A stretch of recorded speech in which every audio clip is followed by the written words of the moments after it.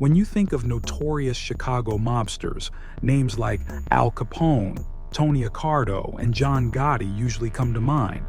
But one name often slips under the radar: Madman McErlane. His story, however, is one of pure madness, ruthless ambition, and bloodlust that made him one of the most dangerous figures in the Chicago underworld.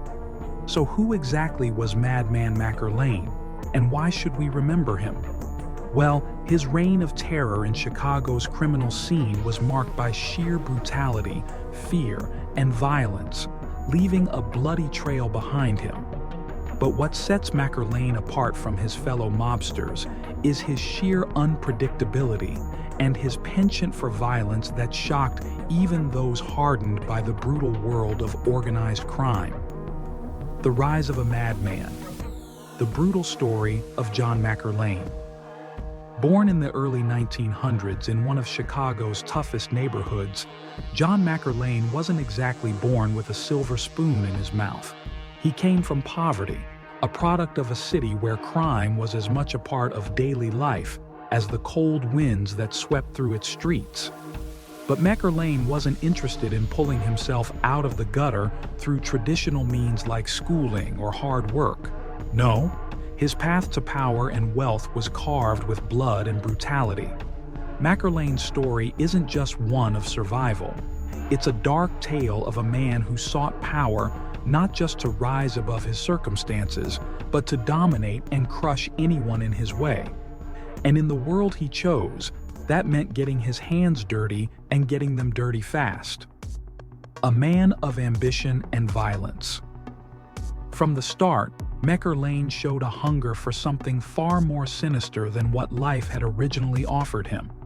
As a young man, he was pulled into the criminal underworld of Chicago, where survival wasn't guaranteed unless you were willing to fight, scheme, and kill. McErlane wasn't just willing to do whatever it took, he was eager to.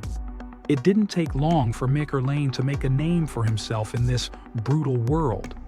Known as a ruthless enforcer, his rise was marked by violent outbursts that left a trail of terror in their wake.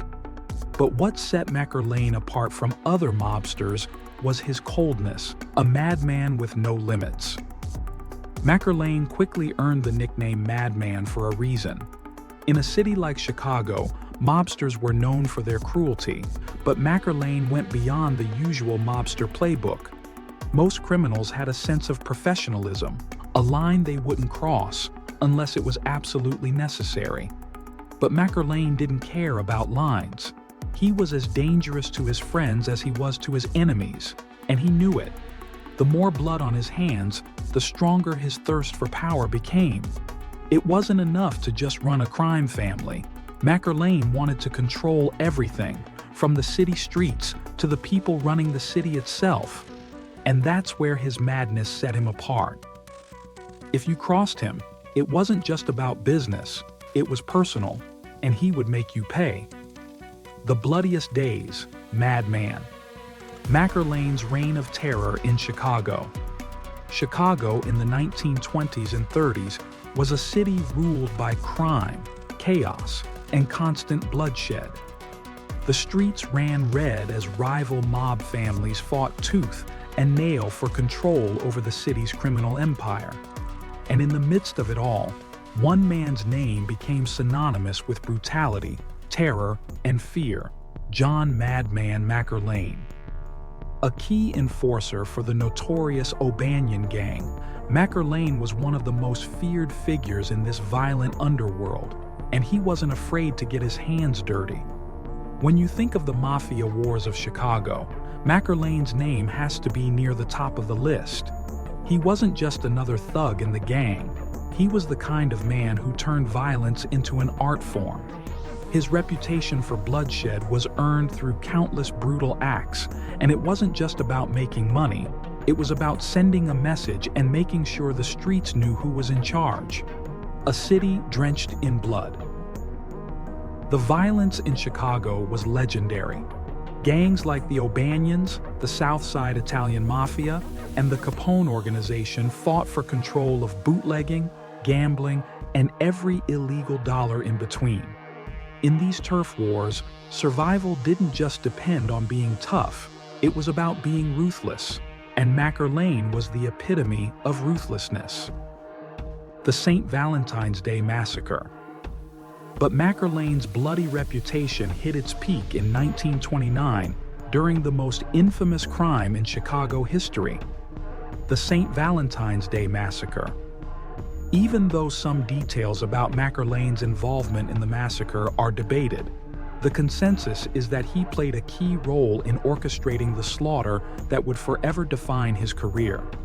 In a bloody, cold-blooded act of violence, 7 members of George "Bugs" Moran's gang were lined up against a wall in a garage on Chicago's North Side and gunned down by masked men in a meticulously planned hit. The brutality of the act left the city in shock, and the sight of the men's bodies, riddled with bullets, became the stuff of legend. The man behind the bloodshed.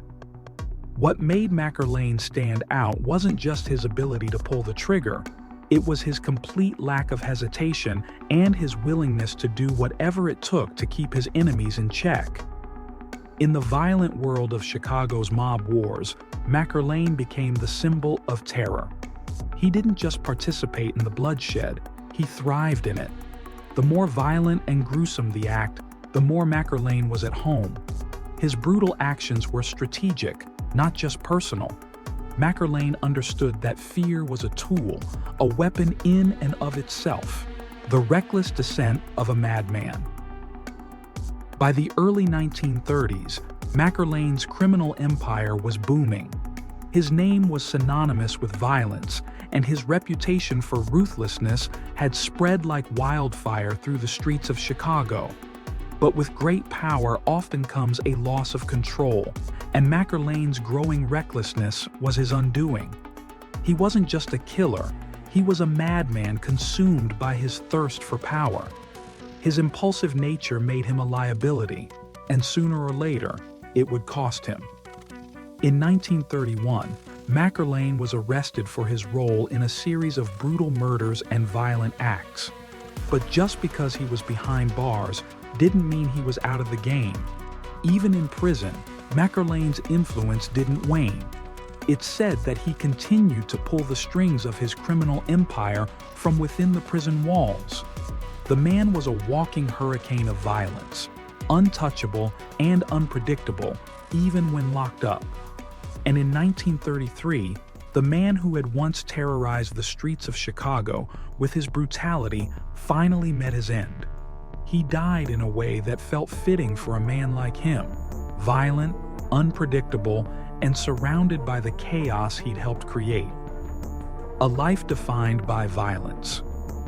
McErlane's death in 1933 didn't just mark the end of his life, it marked the conclusion of one of the most brutal and bloodthirsty chapters in Chicago's criminal history. His name may not have the same level of recognition as some of his contemporaries like Al Capone, but make no mistake, McErlane's legacy is one of terror and violence that still resonates in the dark corners of Chicago's mob lore. His story is a chilling reminder of how the thirst for power, when mixed with an insatiable craving for violence, can warp a person into something unrecognizable. McErlane didn't just want to be powerful, he wanted to be feared, and he achieved that by any means necessary. He was a man who didn't hesitate to take lives. In the end, McErlane's story isn't just about a man's rise and fall. It's about the madness that consumes a person when they chase power at any cost. His name may not be remembered in the same breath as some of the other Chicago mobsters, but his legacy of destruction will never be forgotten. McErlane's reign of terror may have ended, but the shadow he cast over Chicago's criminal world will linger forever. Thanks for watching.